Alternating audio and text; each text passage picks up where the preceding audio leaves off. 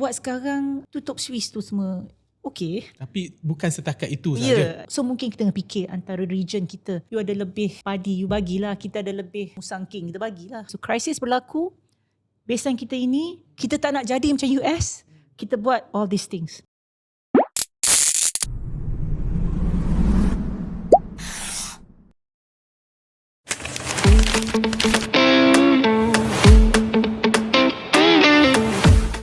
Assalamualaikum warahmatullahi wabarakatuh dan salam sejahtera kepada para pendengar podcast KRI Open Table.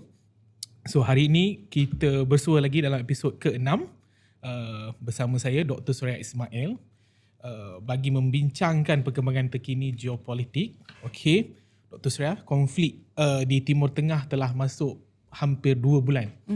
Dan perkembangan terkini iaitu gencatan senjata rundingan kedua menemui jalan buntu lah. Baru semalam kita dengar kan, baru semalam kita dengar.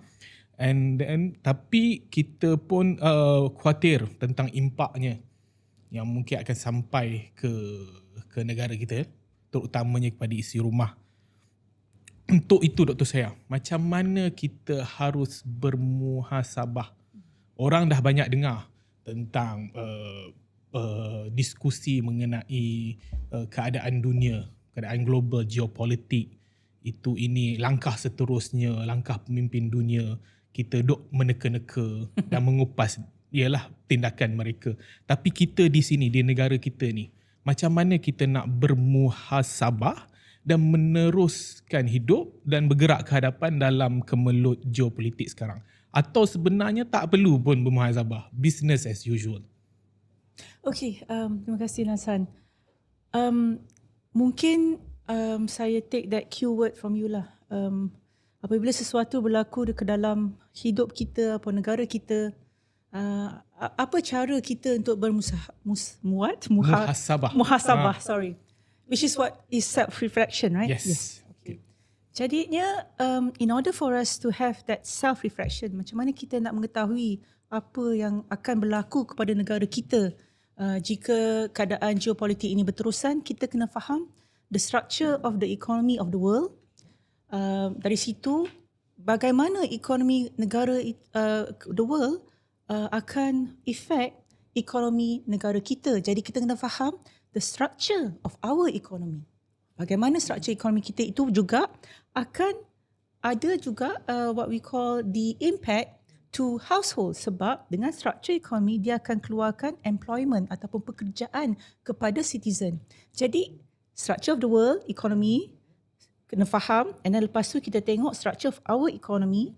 Lepas itu that is our baseline. Kita tengok apa yang daripada struktur itu apa adalah baseline kepada employment dan pekerja. Lepas tu kita lihat apa akan berlaku kepada cost of living jika pergolakan ini terus berlaku, dan akhirnya apakah respon kita kepada pergolakan dunia mengikut baseline yang kita ada. Jadi orang kata setiap negara akan ada dia punya cabaran and opportunities, and ada juga langkah-langkah keselamatan. But yang paling utama bagi saya lah untuk saya berbincang dengan you hari ini adalah in order to have a good reactive ataupun long term reaction kepada kemelut ekonomi ini, kita kena faham struktur ekonomi kita dan apakah kerangka yang kita boleh fikirkan untuk mengatasi masalah ini dalam keadaan yang tidak menentu. Jadi kalau kita tak ada baseline, apa anchor kita bila keadaan tak menentu? Sebab sekarang yang bergoyang keadaan, but baseline kita masih di situlah. So kita kena kupas baseline kita lah, supaya kita tak ada lah hanya knee-jerk reaction yang tak tentu, tiba-tiba datang tanpa betul-betul kita periksa apa masalah sebenar. Iaitu kita perlu faham the baseline tu, Dr. Soe. Itu satu orang cakap tu kerangka yang sangat baik. Ada dimensi approach yang sangat baik untuk fahamkan atau untuk bermuhasabah lah dengan hal ini. Kalau kita nak masuk balik tentang struktur ekonomi Malaysia tu, Dr. Saya, yang mana saya rasa sangat berkait rapat dengan keadaan global lah. apa peranan kita dalam global value chain, apa contribution kita kepada dunia. Jadi kalau boleh tak Dr. Suraya berkongsi sedikit apa rakyat Marhain kena faham tentang struktur ekonomi kita yang mana akan berkait rapat dengan employment kita, cost of living kita, dan yang paling penting sekali respon kita untuk kemelut sekarang lah. Okay, before saya pergi situ, saya nak touch sikit saja tentang apakah kemelut itu. Jadi kan katakan sekarang, so 1/5 daripada the world's crude oil and liquefied natural gas LNG datang dari and all other petrochemicals, komoditi lain yang berkenaan dengan minyak, fuel and LNG. 1/5 daripada the world's punya supply melalui the Strait of Hormuz. So that's clear. Jadi kalau 1/5 dah stuck, jadi akan adalah impact dia kepada not just fuel and LNG, juga kepada all these other petrochemicals which are foundational items untuk negara-negara lain. Dia ada kena-mengena dengan fertilizer, dia ada kena-mengena dengan plastik, ada juga kena-mengena dengan bahan binaan, because these are orang kata item-item ruji yang perlu ada dalam the global value chain. Okay, saya nak kata itu dulu. Okay, then kepada struktur ekonomi negara kita pula. So as you know lah Nazhan, saya suka tengok dari segi historical supaya kita faham kenapa kita sampai ke titik ini dalam struktur ekonomi kita. Jadi for the past 60 years daripada kita merdeka, kita melalui 3 fasa dalam struktur ekonomi. Satu, kita what we call commodity base. Maknanya kita export saja commodity, okay? Dan kita buy the finished goods. Atau jadi that's clear. Kita ini orang kata mengikut atau kesinambungan dengan kolonial ekonomi lah kan. Jadi dia extract, kita pun extract, dia jual. Okay. Phase 2 di mana kita start ni in 1985. Okay, so after doing that in phase 1 in 1985, kita buat pula phase 2. Oi, janganlah menjual raw material saja. Let us have some industry base. Maknanya kita masuk manufacturing. Kita masuk manufacturing untuk pastikan ekonomi kita bukan saja ada raw material, kita juga boleh buat raw material tu jadi finished goods atau intermediate goods. Kita buat sendiri. Kita do something. Do something. Kan? Okay. Itu transisi yang baik, Rosya? Baik. Okay. Nanti ada orang kata impactnya kepada employment sebab cara kita buat tu. Jadi saya nak tengok tu juga. Cara kita bila kita transisi, cara tu penting sebab cara tu ada kena-mengena atau impact dengan gaji. Jadi itu tak apa. Okay. Yang fasa seterusnya? Fasa seterusnya adalah kita masuk kepada services. Jadi after some people say, bagi saya lah, pada hemat saya, 20 tahun buat manufacturing ni sebenarnya tak memadai, tak mencukupi. Proton pun lebih banyak tahun kan. Yeah. But if you stop something, then you go into industry services, before industry base you kuat, itu pun jadi satu problem juga. Because gaji tak cukup naik untuk you masuk services sector. But that happened. That actually happened in our country. So kita masuk services sector. Services sector pula, masalahnya, kita masuk services sector sebelum manufacturing sector kita, orang kata, apa nak cakap, buah yang tak ranum. Putih je. Masih masam lagi lah. Jadi gaji tu tak naik lagi. Kita dah move to a service sector. So the service sector ambil gaji yang rendah. Walaupun tinggi. Walaupun tinggi lah. Services sector ni dikata tinggi. It's very orang kata sophisticated lah. But we didn't get sophisticated in our manufacturing base in order for us to get sophisticated wages, and then kita pergi kepada services sector. Itu 3 period. Now, berbalik kepada zaman 1980-an ini when you buat manufacturing tetapi you ambil MNC datang, tapi bila dia mempunyai what we call this economies of scale, makna dekat negara dia dah mengalami this economies of scale, makna faktor input dia, labor dia mahal sangat, cost of doing business dia mahal sangat. Jadi cost per unit di firma dia sudah naik. Jadi dia mengalami diseconomies of scale. Apabila itu berlaku, bila setiap unit dia produce, the cost is higher than the cost of the profit. Bila ini berlaku, boom, dia hantar kat Malaysia. Sebabnya kita ada gaji kita murah. Okay. So this is the problem with our economy. We are competing on gaji murah and low productivity akan datang daripada gaji murah. But the MNCs ataupun the FDIs yang kita bawa juga melambangkan itu. Tapi kalau saya boleh mencelah sikit, apakah ini yang dikatakan masalah ekonomi? Kita ada publication kita kan, mana kita tak ada pula kat sini. Kalau kita baca input output report kita ni, antara yang dia cakap adalah ekonomi kita bergantung kepada aktiviti re-export. Tanpa perubahan dan penambah nilai yang jelas. Betul lah. Apakah itu yang describing apa yang Dr. Soya katakan tu? Yes, that is the statement. At the same time, kita punya value add tu tak tinggi sebab memang kita, so you see Nazan, bila kita bawa firma FDI yang memang teknologinya merudum dan dia cuma datang ke negara kita kerana nak dapat input cost yang rendah, which is gaji yang rendah, land yang rendah, concession yang tax lah, tak payah tax kan. And then jadi our competitive advantage is just gaji murah. Jadi kalau gaji naik je, dia pergi Vietnam. Itulah realiti MNC yang kita ada, yang kita bawa. Kita nak yang elok sebab kita cakap, kita dengar certain economist Soho yang saya rasa kita tak patut dengar. Dia cakap if you're in the value chain you are better. Tetapi kena lihat apa jenis value chain. Kan? If you take FDI semacam ni, dia tidak orang kata memanfaatkan negara. Dua, dia cakap akan ada multiplier effect. Tetapi Nasan, let's not listen to what they say. Let's look at what they do in their own country and imitate what they do. Sebab ini arena meniaga kan.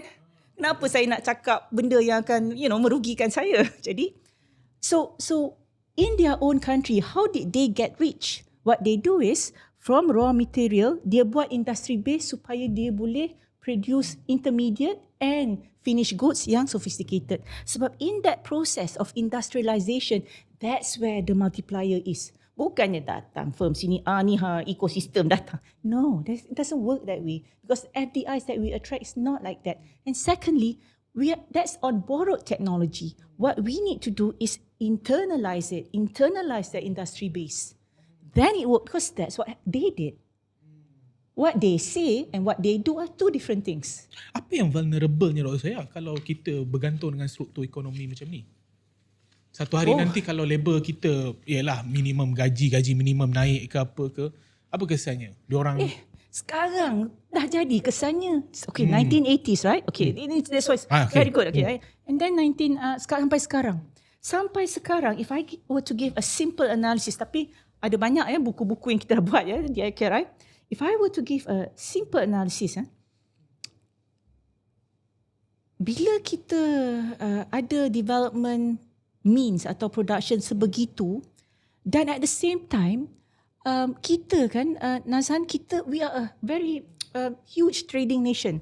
Kalau kita tengok, saya pergi trading nation sikit je, trading kita dari segi total export and imports as a percentage of GDP, in 2024 kita 137.4% of GDP is the total of our export and import, total trade. So this kalau kita banding dengan negara-negara lain, kalau Malaysia 137.4% of GDP, ini source-nya daripada World Bank. Singapura 322%, but USA 25% daripada GDP. Sri Lanka 42%. So kita punya trade openness membuat kita tak payahlah sendiri invest kan, kita bergantung saja dengan yang lain. Baguslah Dr. Soya, banyak kawan kita. Not yet, kawan belum lagi. Okay. When we do that, bila ada supply shock dekat Strait of Hormuz ni, kita kena sebab we have open trade. Okay. So bila kita ada open trade dan kita kena, you cakap pasal kawan, saya tak nak jawab lagi. Saya nak jawab soalan sebelum itu, which is gaji yang kita dapati daripada a development method like this has been very bad. Kita ada wage stagnation, kita tidak ada gaji yang tinggi for the past 20 years. And because of that, kajian KRI yang terkini kita dapati the labour market outcome ialah 70% of household, of isi rumah di Malaysia are struggling to make ends meet. Bukan dia consume benda yang aspirational, basic need, struggling to make ends meet because of cost of living lah. Dia tak cukup duit. So bagi saya ini adalah satu problem yang besar lah. We inherit daripada struktur ekonomi begini. Kalau boleh saya stop dulu sebelum kita pergi dekat cost of living, kesan struktur tu. Kalau boleh saya kongsi ataupun bentangkan untuk dapatkan clarification lah. Bergantung dengan struktur ekonomi begini, apakah ini juga disebabkan yang mana kajian kita mendapati dalam report terbaru kita bersama MBOT, iaitu Badges of Progress tu, kita nampak 72.5% bakat dalam bidang teknikal dan teknologi adalah mereka yang kelulusan SPM dan ke bawah sahaja. Itu adalah satu hasil daripada struktur ni. Macam mana kita push for R&D, sebenarnya kegiatan ekonomi kita dalam firma tersebut tak perlu pun orang yang tenaga super bijak pandai lah. Dan inovasi tak ada. Tak ada inovasi. So that is right. That is hasil struktur ekonomi. Malah dalam kajian kita yang dalam GTRS report kita juga mendapati ramai yang sebenarnya overqualified. Yes. Daripada pekerjaan mereka yang mereka bekerja sekarang lah dengan berbanding dengan qualification diorang yang ada. Jadi apa you cakap tu kalau kita bawa ke level makro, sebab benda ni kita kena bincang dua-dua, mikro dan makro, pada rumah, pada negara. So that is also reflected dalam ini yang dibuat oleh Bank Negara dalam what we call return to capital versus return to wages. Jadi negara kita apabila kita membuat struktur ekonomi begini, ini dia compensation of employee share to GDP Malaysia dalam tahun 2024 33.6%, lower than Philippines. Kita punya 33.6%, Singapura 37.8%, Philippines 34.6%. So it means that the compensation to employers, dia maknanya return dia lah, profit dia lah. So macam kata satu firma atau satu ekonomi, bila dia thriving, bila dia pesat, returns to labour, ini lah 30%. Returns to capital, owners of capital, employer 70%. So you can see the berat tu dekat sana, bukan dekat sini. Sebab wages SPM, unemployed, because dia bukan buat orang kata yang sophisticated activities. Benda yang bergantung, macam Dr. Syed kata, bergantung hanya kepada labor yang murah dan juga tanah yang murah. Tanah ni macam-macam lah kan. Punya tapak kilang-kilang, semua yang government concession tax, tak payah. Tapi itulah ease of business, ease of doing business. Ease of doing business. Itu mungkin saya rasa itu satu cadangan yang kurang bagus. Kurang tepat lah. Macam mana pula dengan kebergantungan kita, backbone ekonomi kita dengan SME tu saya? Apakah perkara hal ini juga berlaku kepada SME kita? Sebab ramai sebenarnya tenaga pekerja kita berada dalam firma ataupun SME sektor SME. Jadi apabila kita, you see the culture of innovation ni dia kena ada kat semua orang. Jadi kalau even the big firms don't do it, apatah lagi the small firms. So so far what we have seen is some of the SME pula ramai juga yang bergantung kepada tenaga pekerja luar. Because for them dia small, dia kena flexible. Bila hari susah dia kena boleh buang pekerja, hari senang dia boleh absorb pekerja. Jadi what is the best way? Transient workers lah, or foreign workers yang bawah lah, bukan yang orang kata expatriate. Jadi kita kena dua jenis kan. Jadi bila you bawa orang macam ni, wages you will always be stunted sebab orang lokal kita kena compete dengan wages orang transient workers. Jadi ataupun orang Akhirnya kita jadi sandwich lah orang kita. Dihimpit. and sandwich at the lower level. Saya kalau you nak kena sandwich dekat middle ke kat atas, tak, I mean Sedap sikit lah. but it's a sandwich that is 70% Nazan. 70% of household. It is quite bad lah. Jadi when people don't invest in the sustainability of the business, when people cuma tengok short termism, profit sekarang, tak apalah, kita trading je, kita tak nak invest, nak buat lebih kan. Orang kita kan tak nak buat lebih-lebih kan. So that sebenarnya is the thing that buat kita tak resilient. You see, saya kadang pakar-pakar ekonomi, kita kena resilient. Tapi apa baseline kita? I mean, how do you become resilient? Macam kita kan, kalau saya ni sihat kan. If I don't makan vitamin, if I don't set aside some of my gaji to invest in my body supaya dia sihat, dia baca buku selalu supaya kita selalu kritikal kepada ekonomi dan negara, how on earth am I going to be resilient bila you mencabar saya dalam debate? It's the same as the negara. It's the same as the firm. You got to invest in your strength. Therefore, you become more resilient. Ini kan cik, jadilah resilient. Macam mana? Sikit je Rosia tentang ROI kepada returns to employers tadi lah. Sebab saya pernah terbaca dalam industrial policy satu research daripada kawan kita Asfa. Yes. Dia kata memang FTZ telah membuka free trading zone tu, memang telah membuka jalan ke MNC. Dan MNC yang kita ada share mereka adalah hampir separuh.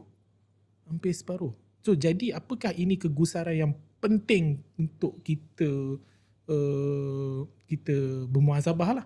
Yes, of course. When apabila kita buat some sort of government policy atau development strategy, kita kena pastikan that the multiplier effect is with us, not with them.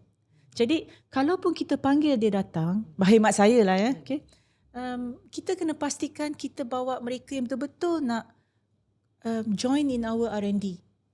Even when we buy R&D, tak semestinya kita faham R&D tu. Jadi the industrial base, saya sangat setuju dengan saudara Asfa. The industrial base must be our people understanding and employing certain types of cultural traits, makna innovation, kena letak banyak duit dalam innovation. Our culture is more of, kalau ROI, berapa keluar esok, berapa productivity. Sometimes that's not the most important thing. The most important thing is to make sure that you ada R&D that could sustain your firm sampai 20 tahun. A country cannot think in terms of the firm cycle. 5 tahun, okay lah, 10 tahun. A country must think in terms of 20, 30 years. That is what a country should do. So if that orang kata aspirasi negara tak sampai ke firm kita, dia datang tak apalah tu dia keluar, FDI datang pula lain kan. Sebab innovation di pihak mereka. Dia datang untuk innovation A. Tak apalah kita tengok-tengok sikit kuih-kuih kan. Lepas tu innovation B datang keluar balik. This is not the way. This is not the way to be resilient. Tadi Dr. ada mention tentang share of return to employers dengan return to employees tadi. Around 70% goes to employers, around 30% goes to employees. Apa kalau Dr. Surya boleh explain sedikit, apa impactnya kepada gaji kalau keadaan macam ni? Makna proceeds lah. So makna kata sesuatu firma dia ada proceed kan, dia pada total apa yang dia dapat. Di negara kita, bila kita cakap 30% sahaja pergi kepada gaji, maksudnya itulah out of the total revenues that you get, compensation kepada pekerja cuma 30%, compensation kepada employer, owners of the firm, owners of the capital is 70%. Makna profit dia banyak lah. Jadi dia bawa ke sana. So bila kita buat perbandingan antara negara-negara, you can see that certain most developed countries have given more compensation kepada employer. Kepada pekerja. Majikan dia kurangkan. Dia katalah 50% dia 50%, itu baguslah, macam korporasi lah tu kan. That is dah level-level orang kata, mas, negara mana yang buat tu Let me just see. Negara mana yang macam nak bagi, ada? UK bagi 49.8% of the proceeds of the firms kepada pekerja, majikan. And then Germany dia bagi pekerja lebih 54.7% and dia dapat, majikan dapat 40 lebih. Makna you can see that the balance of power tu, or the balance of nak share the hasil adalah sangat balance. So when you have employees macam ni, majikan macam ni, ekonomi akan thriving. Sebab bila you share the profit, when you share the proceeds ni, bukan profit lah, proceeds, profit is to them, proceeds, the total turnover, orang you boleh cover cost of living, orang you boleh beli barang-barang yang elok. Saya ada teringat satu cerita, kalau boleh saya bercerita lah kan, kereta Ford, dia keluarkan kereta at certain harga. Lepas tu dia kata, alamak, at a certain point ni dah lama, mula kereta hitam saja kan Ford, lepas tu kereta warna pula kan. Dia cakap, alamak, tak ada orang boleh belilah kereta ni, mahal sangat. So what dia buat? Satu, kita cuba turunkan cost sikit, makna dia eat dia punya profit. Secondly, dia kata, kita bagi gaji lebih kepada pekerja dia boleh beli produk dia. Maka sales boom. Dua-dua is a win-win situation. So these are, orang kata, a cultural punya understanding of what is good for society, the social contract. Dan saya nak bawa ke sini Nazhan, tentang the social contract yang saya belajar lah daripada Rousseau. Saya tak tahu social contract yang orang lain cakap ni, saya tak faham. Tapi social contract antara the state and its citizen, and sekarang sebab the state or the government has less orang kata influence on the firma, sebab in the 1980s we embrace neoliberal tenets. We embrace it, and we had a lot of deregulation and liberalisation of the economy. Makna kata sekarang, kerajaan tu facilitator tau. Dia bukan orang yang lead, buat ni. Tak ada dah. So it's a firm. Now when a firm is the one that's operating, yang tadi saya cakap tu penting, return to owner, sebab dia yang dictate the economy, right? And that's why when you are being given orang kata the opportunity to trade in this country, your social contract is to give good wages, fair wages. I think that's, for me, is clear.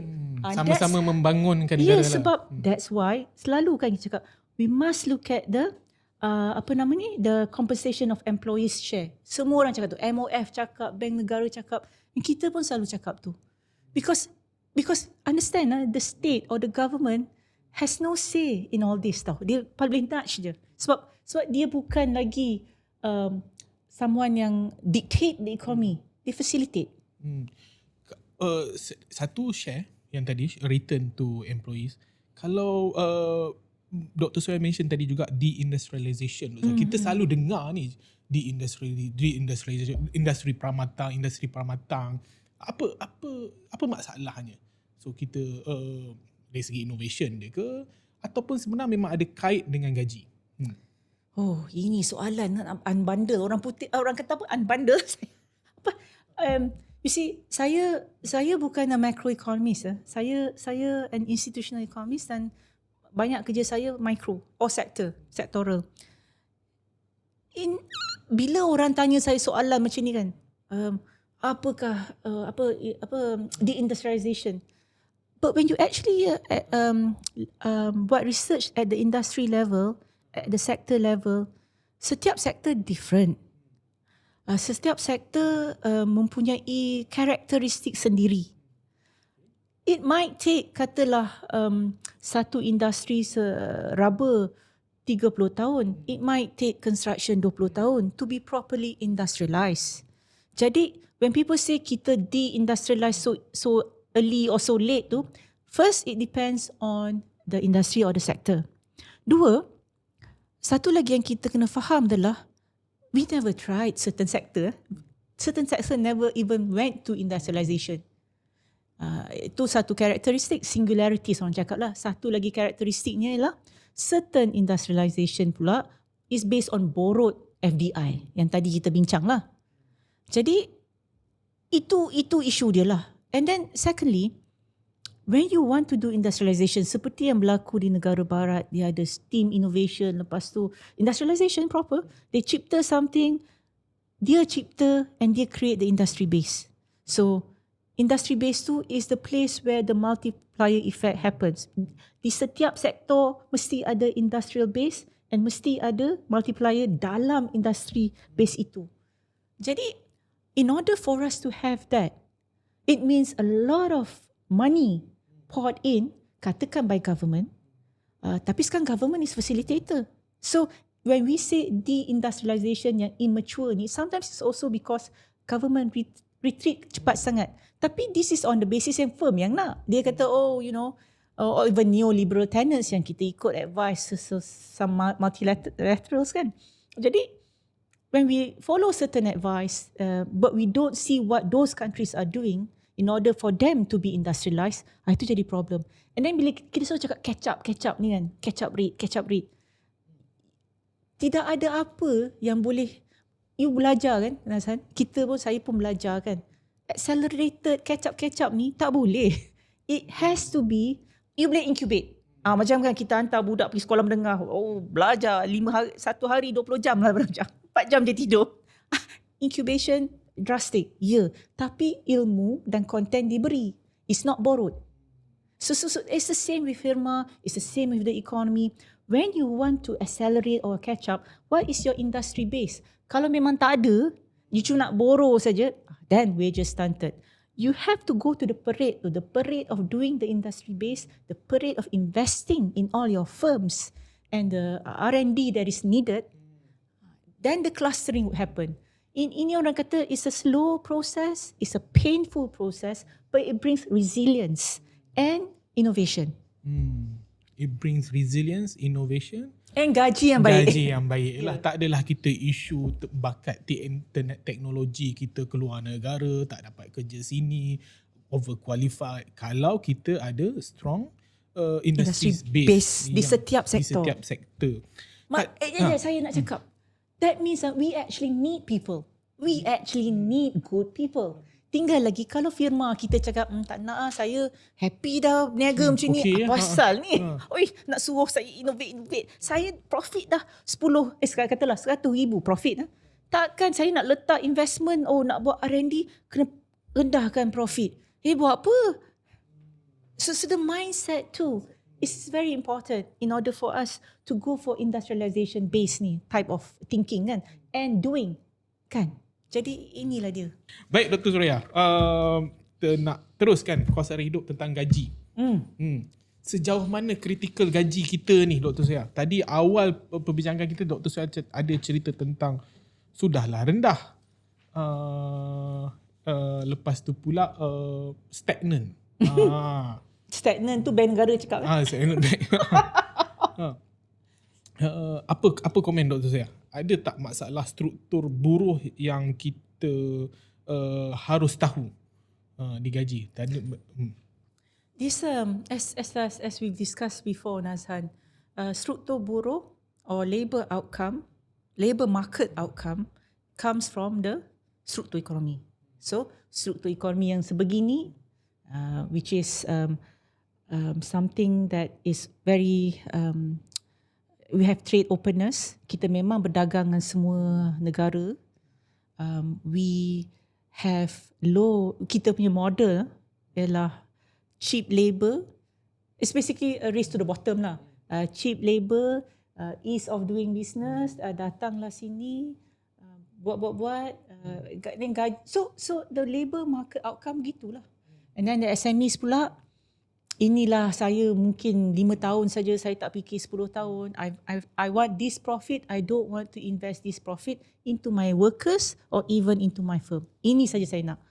So all these things orang kata akan membuatkan kita mendapat struktur ataupun wage distribution yang kita ada. Now wage distribution kita ada pula shows that the power to the worker tu is very low. Ni yang nampak ni. Ada ni kita punya research lah kan. So bank negara cakap, kita pun cakap kan. So nampak wage growth and inequality semua ni kan.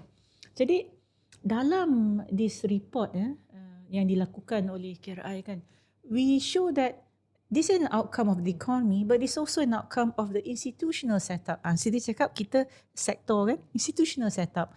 Kalaulah workers ni atau pekerja sentiasa bergantung kepada majikan saja, dia tak ada muhasabah diri, dia tak buat dia own collective, kita perlu dapat gaji yang lebih. Sebab gaji ni kena cover cost of living. Kalau gaji kena cover cost of living, yes, able tu.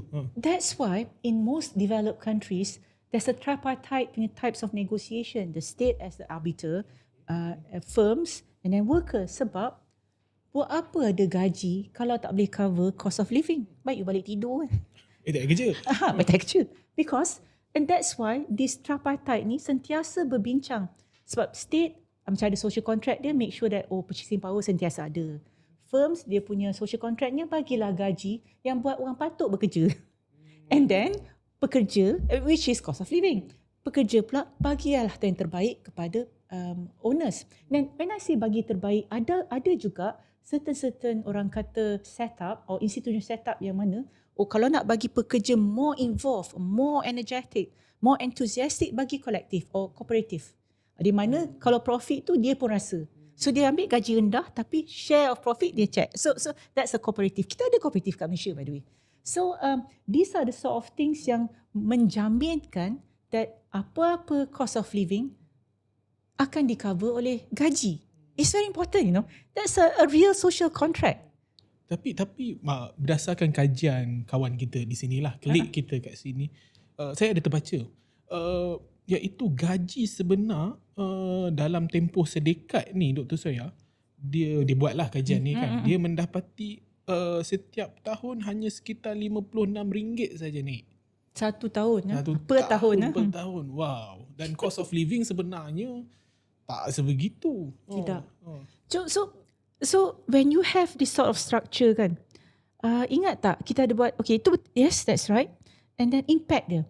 So kita buat satu lagi study dengan cost, dengan gaji sebegini, apa dia boleh beli? What can you consume? So ingat tak kita buat demarcation kan, kita cakap it's not B40, M40, T20 sebab bila kita tengok consumption pattern, kita dapati B20 memang orang kata the poor lah, memang miskin.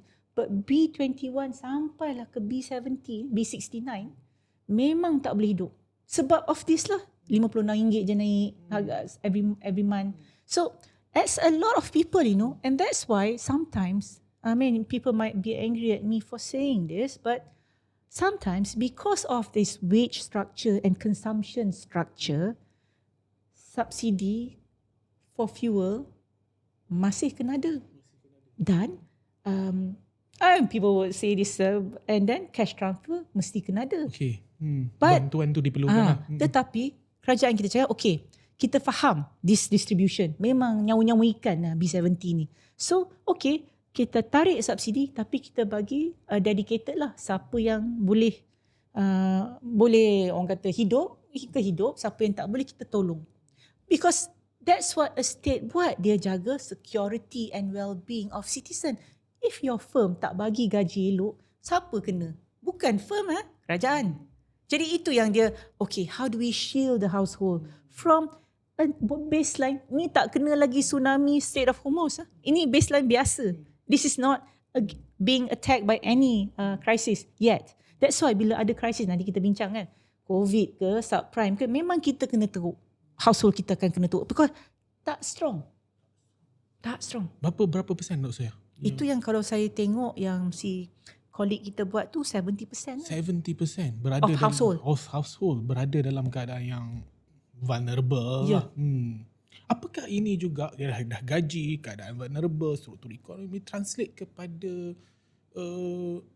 just to survive living in Malaysia, akhirnya nanti mereka bergantung hidup dengan hutang lah.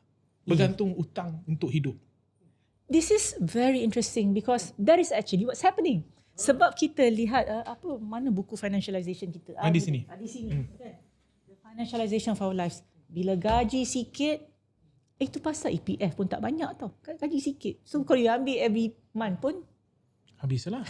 So sebelum cakap gaji EPF untuk retirement very very bad kan. Memanglah gaji tak cukup.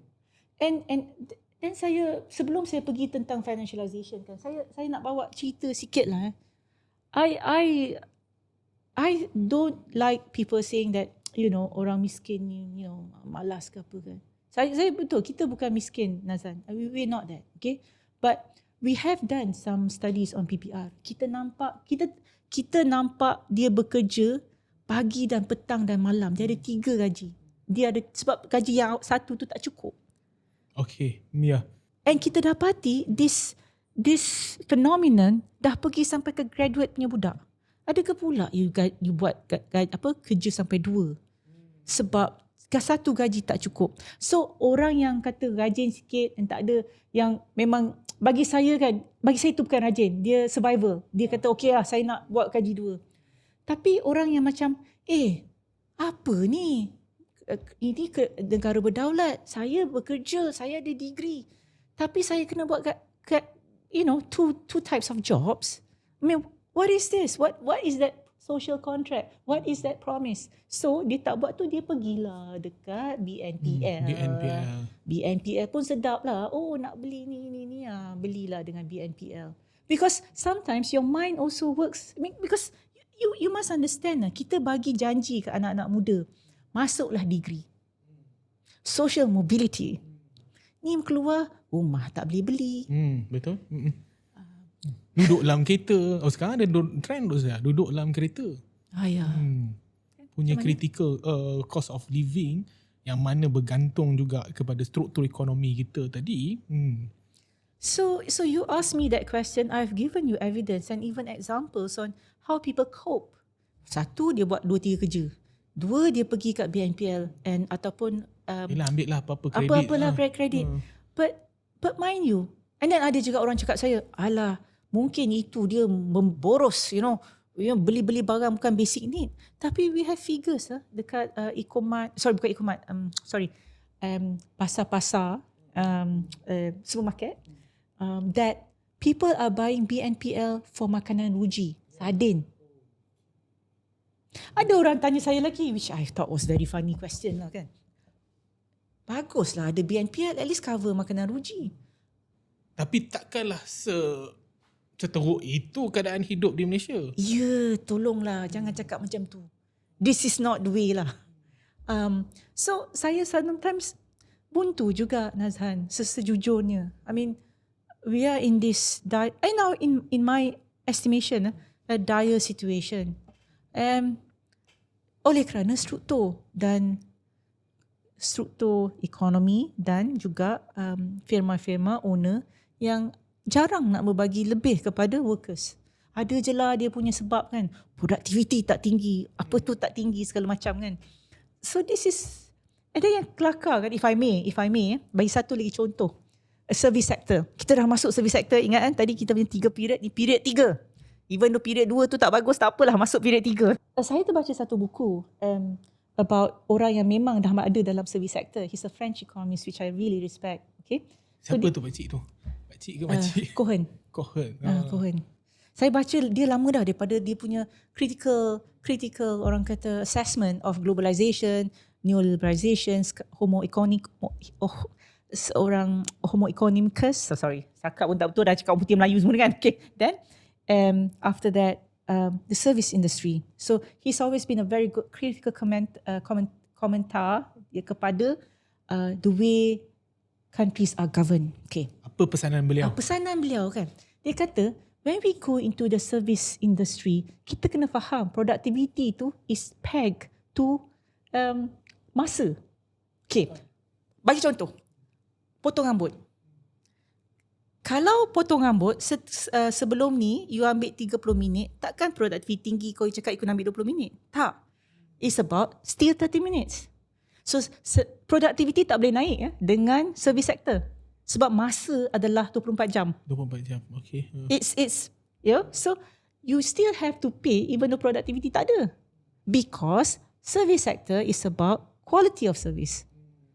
Jadi bila orang kita nak pergi service sector tapi ini potong rambut, kalau saya nak bagi gaji, dia kena naik 1 jam kena buat 4 orang. Tak, salah mindsetnya. Dia punya indikator tu, It's wrong. denominator dia kepada masa tu tak betul. Tak boleh. Sebab when we talk adamant about productivity in terms of numbers, inilah jadinya.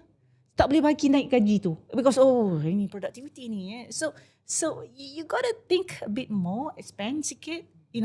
Orang kata minda tu, that when you go to different types of sectors, productivity tu tak dikira dengan nombor. Baik dalam research, baik dalam creativity. It's not about doing more. It's about doing the same of higher quality, or at certain time doing less but getting the outcome that we want. Okey Dr. Soya, tentang tadi kita dah bincang struktur ekonomi, kesannya pula yang akan datang kepada cost of living, gaji kita yang sedikit, semua itulah cerita masalah yang kita hadapi yang patut kita realize dan sedar dan muhasabah. Tapi hala tuju pula, moving forward nak ke mana? Kalau kita dengar sekarang, langkah segera untuk tangani krisis tenaga ni ialah berjimat-jemat lah. Tutup Swiss, buka Swiss. Itu je lah kan. Dan sekarang ni pun kepada 200,000 penjawat awam pun dah mula BDR, bekerja dari rumah. Dan kita sendiri pun kat KRI dah mula ada bekerja dari rumah polisi kita sendirilah. Raya pun kita tak buat ni. Tapi apakah setakat itu saja ataupun ada bentuk kerangka pemikiran yang kita perlu terapkan dalam dasar awam kita? Tadi Dr. Surya ada mention, pemikiran kita harus kita ambil dalam keadaan krisis ini adalah we care about our own people. Dapat makanan yang bukan cukup saja tapi kena berkualiti tinggi lah. Cerita pisang kita yang kita ekspor keluar, sepatutnya diberi makan kat orang kita sendiri. Macam mana kita nak terapkan itu, Dr. Soya? Interesting. Sometimes, first kita ada that baseline kita. Kita faham apa itu kita. Then kita faham macam mana nak maju ke depan. Dan kita faham juga apabila ada orang kata tamparan ekonomi, kita tahu mana nak mengelak, mana nak jalan kan. Because kita faham apa diri kita, which is our economy. Now, some people would take akan mengambil pengajaran dan iktibar daripada krisis. Maksud saya, katakan hari tu the US punya subprime crisis. It was a heavily financialized society.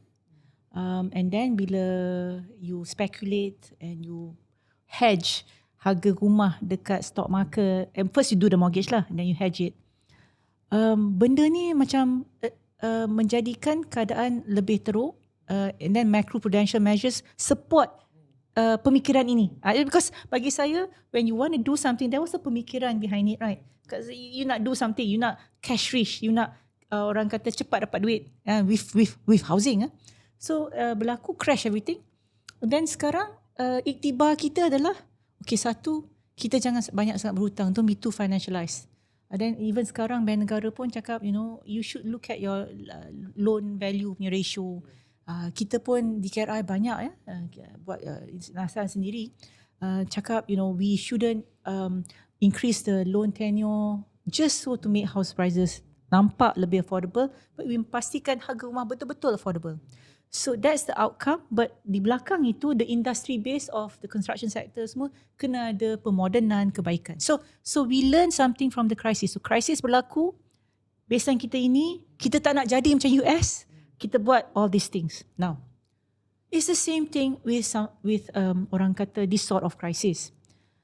Buat sekarang orang kata tutup Swiss tu semua, tetap okay.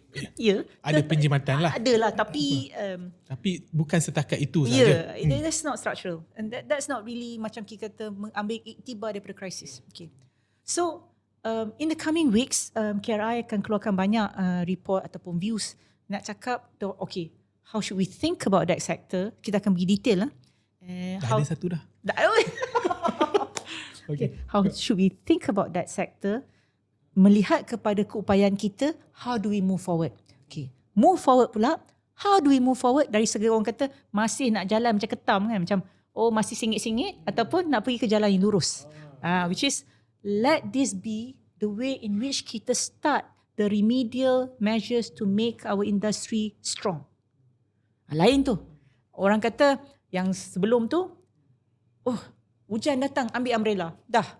No. Ini yang kita cakap ni, hujan datang, no. Kita akan ambil umbrella betul ada seorang. Tapi belakang saya ni, ada orang nak buat rumah.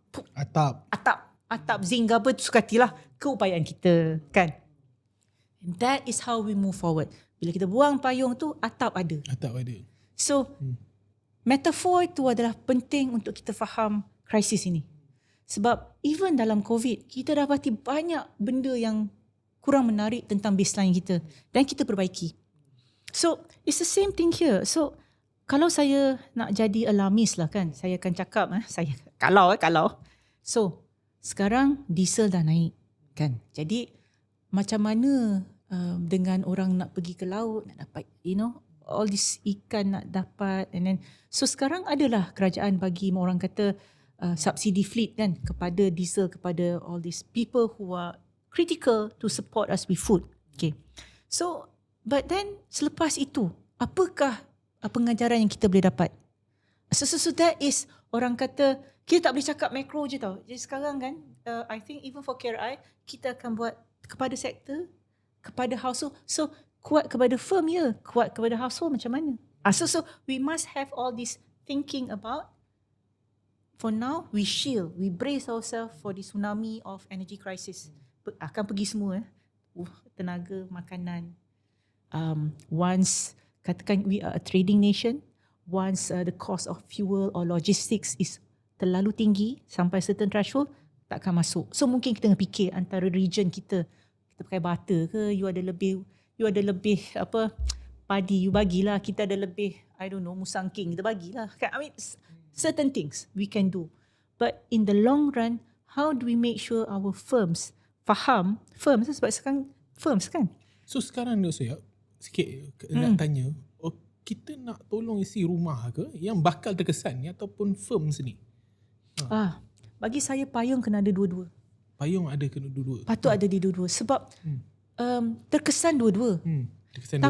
Tetapi mind you, firms might have ya, bagi saya kalau dia might have certain profits, ada retain profits. Kalau saya sebagai household yang tertekan, saya akan kurangkan berjalan, saya akan kurangkan makan. Ikat perut lah. Ikat perut. Jadi firms pun will have to do the same, kan? Jadi tak boleh nak profit macam business as usual. So you minta concession kerajaan tapi pasal you nak profit you masih sama. It has to eat up your profit too. Ni ada sikit je saya selingkan kat sini di Thailand. Thailand conglomerate ni pun dah siap sedia untuk membantu ekonomi mereka, dari isi rumah mereka lah. Dan ready to mengurangkan apa yang mereka dapat lah, yang sentiasa ni menikmati. That's a thinking yang... Oh wow, so you mean there is a group ataupun a group of billionaires, I don't know lah, nak bagi. Lebih kurang macam tu lah. That's the thinking mereka lah. That's good. I think masa COVID pun some of our conglomerates ada bagi tu, laptop percuma lah, makanan percuma kan semua. But that is good, because if you have profited from the citizens all this while for past 10-15 years, when citizens susah ataupun household susah, tolonglah. Daripada you buat CSR tanam pokok kan. Tolonglah. Jadi that's good. And I also feel that, we must have this kebersamaan apabila kita dalam duress. Sampai patah Melayu, lawan jadi kawan ya. Apabila kita berhadapan dengan a bigger monster kan, a bigger thing. So ketepikan segala ini, brace ourselves for this coming problems lah. But at the same time, jangan haraplah benda akan serupa for this coming 1-2 months. Mesti ada pengorbanan yang lebih. Bukan tutup Swiss, it will be more than that. Kalau those streets tak buka kan. But bagi saya, let this be an opportunity juga untuk buat some structural reform kepada negara, firma negara kecil atau besar. Sebab you tahu tak, this thing kat policy punya group ni kan, sikit-sikit low lying fruits. low lying fruits ni dia, tak maaf cakap lah, dia cuma mengedakan keadaan symptoms of the problem. Dia tak pergi to the structural problem, the real problem. Dia berplaster je low lying fruits ni. Jadi for me, when people punya mindset asyik tengok low lying fruits, kalau setiap orang tengok low lying fruits, apa guna kita there's short termism everywhere, and long term thinking tu saya harap KRI cubalah sedaya upaya buat kan, to talk about, okay, this is what we can do now, but we don't care about low lying fruits. We want to make sure that the industry base will be strong, our household will be strong, and therefore resilience tu inbuilt dalam mereka. Mungkin kita kena, orang kata jangan fikir profit sangat lah buat for now, because kita nak buat ni, selepas badai melanda ni kan kita keluar, jangan fikir profit sangat. And kerajaan pun jangan duk sibuk profit ni nak tax, because think of it in the long term. Sebab profit, sebab itu yang diwawarkan oleh firma kan, kalau saya profit tinggi, you dapat tax tinggi.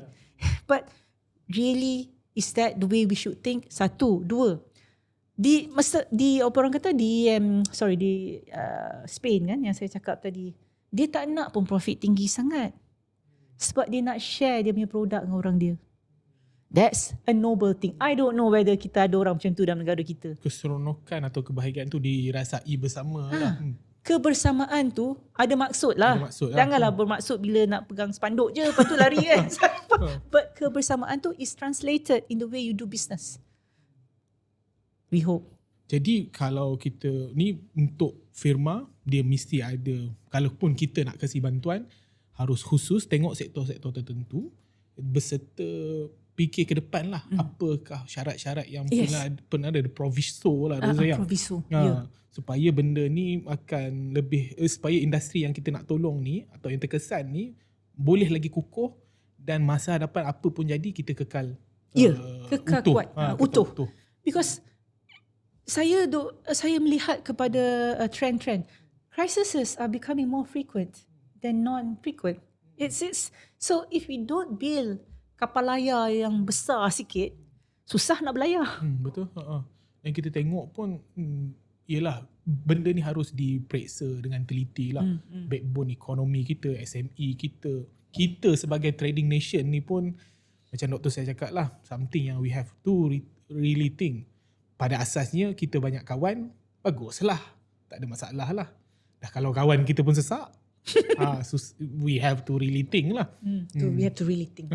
Untuk household pula dok saya, kita teruskan bantuan kepada isteri rumah, ataupun kita masih nak bersasar ke, nak tinggi, nak banyakkan subsidi lagi ke? It depends Nazhan, how severe this crisis will be. So that's why saya rasa policy based on evidence atau data-data terkini sangat penting sekarang. So saya haraplah semua think tank, semua universiti, kerajaan, kita sentiasa monitor what sort of dire straits are household going into, or firms going into. Sekarang dua-dua kan, payung kerajaan tu patut untuk dua-dua lah kan. So now we go to household. Dan bila mana mungkin kena semua, katakan sekarang terlalu teruk, 2-3 months from now, it is that bad that mungkin kita kena fikir balik tentang moratorium untuk home mortgages. Mungkin sebab dari segi hutang, kita cakap tadi kan, household terkesan kan, hutang paling besar dalam household ialah rumah. Tapi di KL pula, kebanyakan orang juga renting. So how do we help the ones who are renting? Dia pun, they contribute to our economy. Dulu masa COVID, renting tak ada. Tak ada. Dia memang tak ada bantuan yang khusus daripada kerajaan. Jadi so kita kena fikir lebih lah. So bila household terkesan, the social contract is that we must make sure dia tak ada chaos kan, amok, bergaduh pasal tak cukup resources. We don't want a keadaan begitu.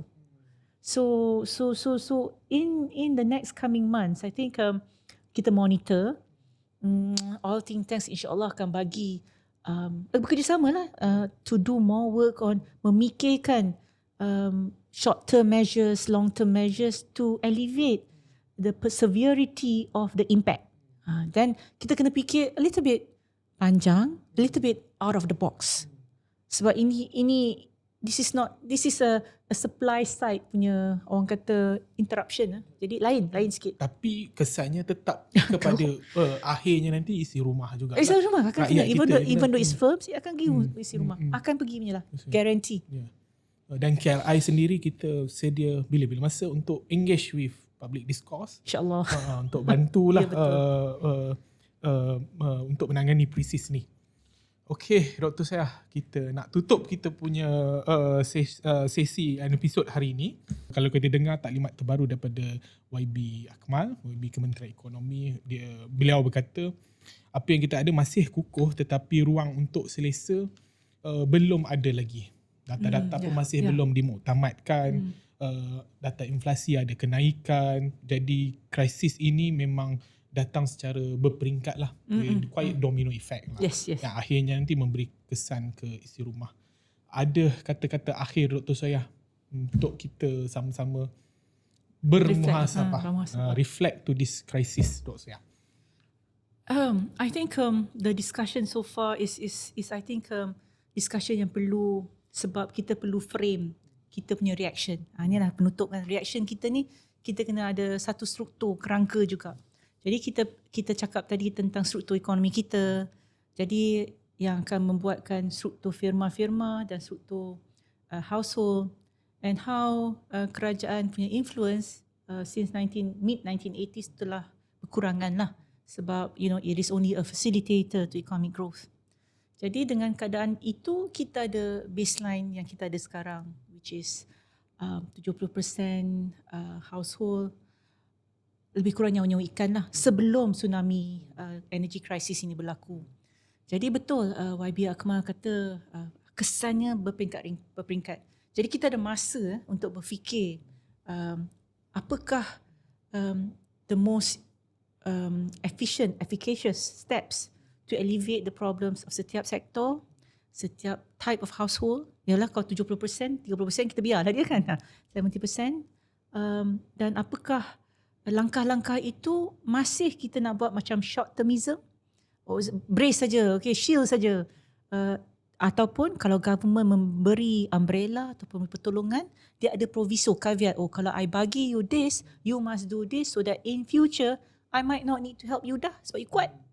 So, it might be a good idea pada khidmat saya lah untuk berprinsipkan apa-apa pertolongan yang kita akan bagi for the first few months ni, tak apa, kita bagi orang kata shielding.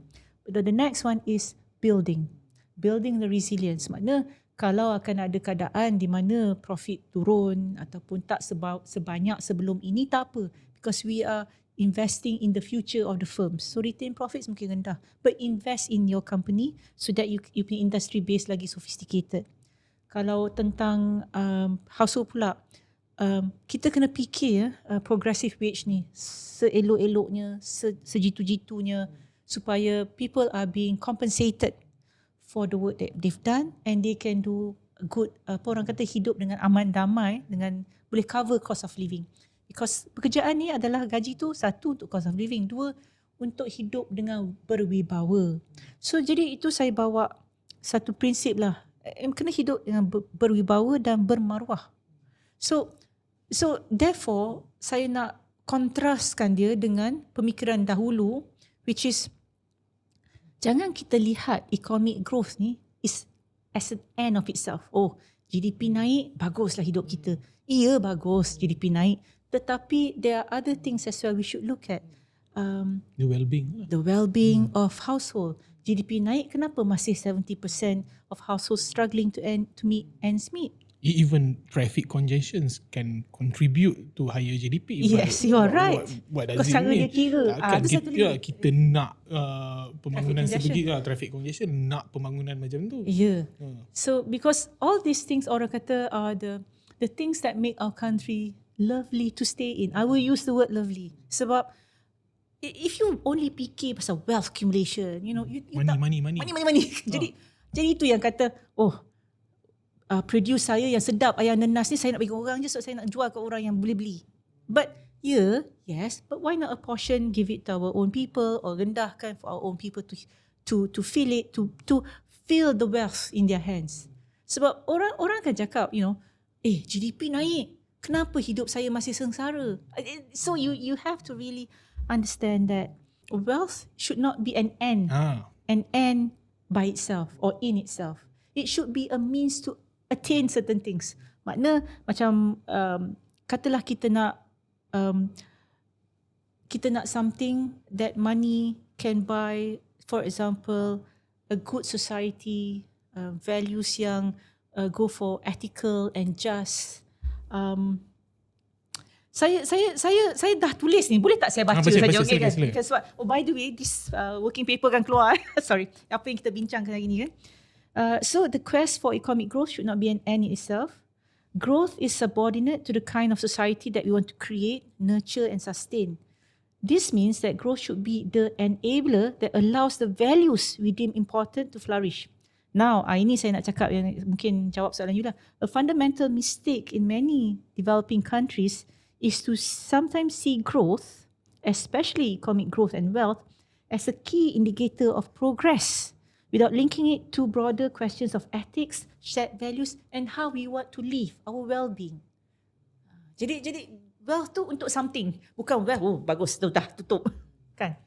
So itu dia kata-kata terakhir daripada sesi podcast kita, daripada tetamu kita Dr. Suhairi Ismail ni. Thank you for having me. So kita bersua nanti pada episod yang akan datang.